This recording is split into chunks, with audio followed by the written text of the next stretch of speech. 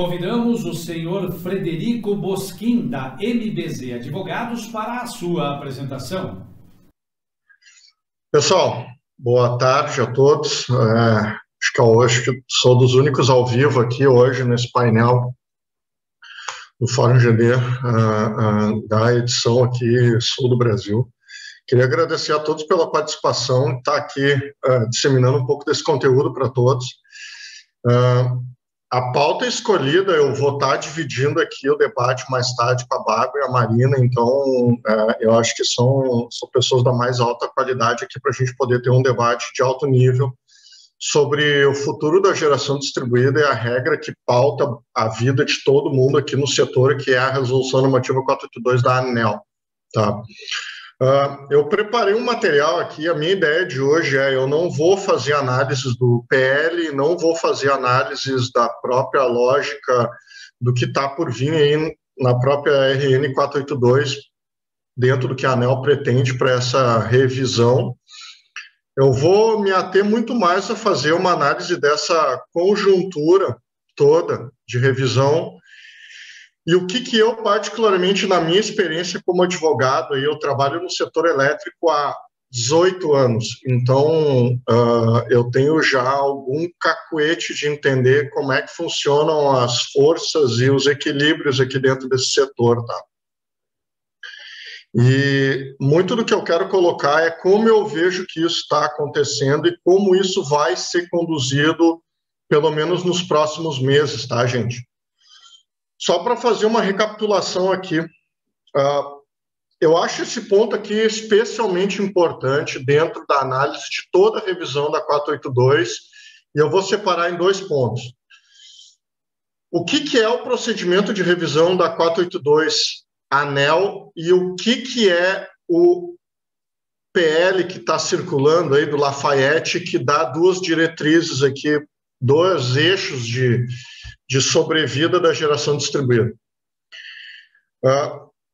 Dentro da organização do setor elétrico existe a agência reguladora, que é a ANEEL, e que é o órgão específico e técnico para fazer a validação desse tipo de operação do setor elétrico. Ou seja, quando o critério é a especificidade da regra, isso é dado na ANEEL por uma lógica da construção regulatória brasileira. Tá?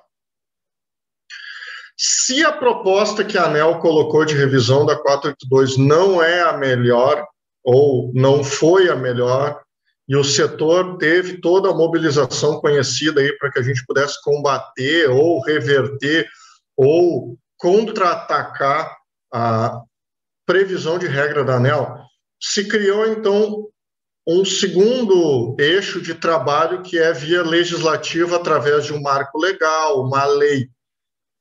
Então, veja, dentro da competência da agência reguladora, a gente, então, vai ter um movimento do executivo, tá? Através da ANEEL, para a revisão da regra de geração distribuída. No outro lado, então, a gente tem a iniciativa legislativa. Então, é um poder diferente, legislativo, que tem uma iniciativa hoje através do PL, que é revisar a 482, através de uma lei nova. E o processo que foi dado lá na ANEEL, que segue em curso, tá? E que conta com algumas peculiaridades aqui que talvez tenha passado batido para a maioria das pessoas, mas vou só recapitular, tá?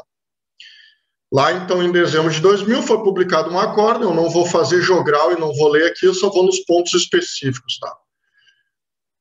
O TCU considerou que de fato, o sistema de compensação é um subsídio cruzado. Eles fizeram todo um arrazoado, quem leu lá o documento vai ver que foi feito um arrazoado bastante extenso e fundamentado. Eu não vou entrar no mérito se isso é certo ou errado, eu estou fazendo somente uma leitura do procedimento, tá? Não vou julgar aqui se é ou não é. O procedimento foi dado dentro do Tribunal de Contas através do plenário e foi decidido, então, que há subsídio cruzado. 2. A ANEEL teria, então, 90 dias para se manifestar a respeito disso com um plano de ação para retirar a diferenciação tarifária. Tá? E deveria haver um prazo de transição e um escalonamento dessa transição, tá, gente? Então, seria feita uma alteração, existe o subsídio, tem que apresentar uma solução, tem que fazer isso num prazo de transição e escalonado, e isso deveria acontecer ainda dentro do processo da ANEEL, tá? O que aconteceu também dentro desse mesmo acórdão aqui? O TCU disse que, não existe vício procedimental no processo de revisão promovido em curso pela ANEEL. Isso é muito importante, tá, gente? Parece alguma coisa de juiz de queixa, e mas ele traz alguns aspectos bem, como é que eu posso dizer, importantes aqui para que a validade desse processo seja mantida. Também não foram encontrados nenhuma espécie de insegurança jurídica, boa-fé, mácula, qualquer coisa, tá? Então, ou seja, o TCU está validando o processo de revisão da 482 que ocorre dentro da ANEEL, tá? Tudo isso está dado aqui, depois vocês aí podem, enquanto eu falo, vocês vão dando uma lenda. Há também lá um aspecto bem interessante sobre o sistema de compensação foi estruturado com base na diferenciação tarifária sem previsão legal. Também foi colocado isso, tá? Por último, foi mencionado aqui que não cabe uma mudança abrupta de regra, muito menos aplicação retroativa de medidas. Isso guarda muita relação com o que no mercado se chama de direito adquirido, tá? Até eles fazem uma menção aqui sobre essa segurança. Sobre o direito adquirido, veja bem, a relação de geração distribuída é uma relação de consumo estabelecida entre consumidor e concessionário. O direito adquirido, ele sequer precisaria ser referido porque se trata de uma relação de consumo, e qualquer relação de consumo necessariamente está abarcado naturalmente pela questão do direito adquirido. Se eu tenho um contrato assinado com a minha concessionária, um acordo operativo que seja com a minha concessionária, não é a ANEEL que vai dizer se há ou não direito adquirido, quem diz é o judiciário, porque é ele que é o guardião aqui dessa estrutura jurídica que está estabelecida, que é uma relação de consumo. Veja, se eu pago lá uma demanda contratada na minha usina de geração remota, eu não sou um gerador de energia, eu sou um consumidor de energia. Então, assim, é óbvio que vai ter uma proteção ao meu direito adquirido colocado quando nessa perspectiva, tá, gente? Então, não há muito que se falar aqui numa discussão. Já está na GD, na minha cabeça, vai ficar na GD, tá, gente? E isso deve ser objeto de uma judicialização em massa, caso aconteça alguma espécie de determinação em contrário da agência reguladora, tá? Sem entrar de novo aqui, gente, no que vai vir da mudança da regra, seja por ANEEL, seja por PL, eu só quero que vocês entendam que eu estou construindo aqui a lógica da revisão dentro do Executivo, ou seja, ANEEL e governo. O que a gente está, Fred, está com esse arrazoado todo? O que eu quero dizer é que o processo na ANEEL ele segue em curso, ele não morreu porque tem um PL rodando dentro do Congresso. São iniciativas diferentes. E o que eu estou querendo dizer com isso é que o processo de revisão dentro da ANEEL, ele então já se encaminha para o quê? Para uma validação do TCU, inclusive com relação ao processo, com a definição já a alguma coisa clara do que está por vir. Dá para a gente já ter uma ideia de que o que a ANEEL apresentou lá atrás pode se replicar aqui na frente, a gente não sabe o que vai vir, porque ao contrário do que está dado no PL, da ANEEL a gente não sabe ainda quais são os termos, mas já há de se considerar uma coisa. Quando a gente houve do TCU uma confirmação de que eles consideram que existe um subsídio cruzado, quer dizer que vai ter fio B para pagar, tá, gente? Então, não sei se fio B, fio A, qual é que vai ser o percentual, mas há, então, uma preparação aqui do cenário para quê? Para dizer que há subsídio, tem que resolver, tem que ter um prazo de transição, não houve violação do processo, tá? O sistema de compensação está viciado lá na origem dele e vai, de uma certa forma, ver, então, o respeito ao direito adquirido. Isso foi o que o TCU disse, o processo está rodando na ANEEL. Essa foi a resposta da ANEEL que foi dada aí dia 24. Tá? Então, veja, Pepitone disse que isso foi um ofício reservado, essa notícia passou batida na semana passada, foi dia 23, 24, se não me engano. Passou batida a resposta da ANEEL dizendo o quê? Até o dia 31 de março, hoje, a minuta da resolução deve estar pronta, e até dia 31 de junho, isso daí vai para a deliberação final, e talvez ali em agosto a gente já tenha RN 482 nova na rua. Tá? Isso é o que está dito aqui, se a posição, veja bem, se eu considerar tudo que aconteceu já no processo de revisão da 482 Panel, que o TCU disse que foi legal, dentro daquelas condições ali que foram colocadas no acordo, e isso segue em curso na ANEEL, e a ANEEL responde o ofício de maneira reservada, me dando esses dois prazos, 31 de março e, quer dizer, o dia não acabou ainda, isso aqui pode ter bomba no dia de hoje, a gente pode ter uma resolução 482 numa minuta nova hoje de tarde, tá?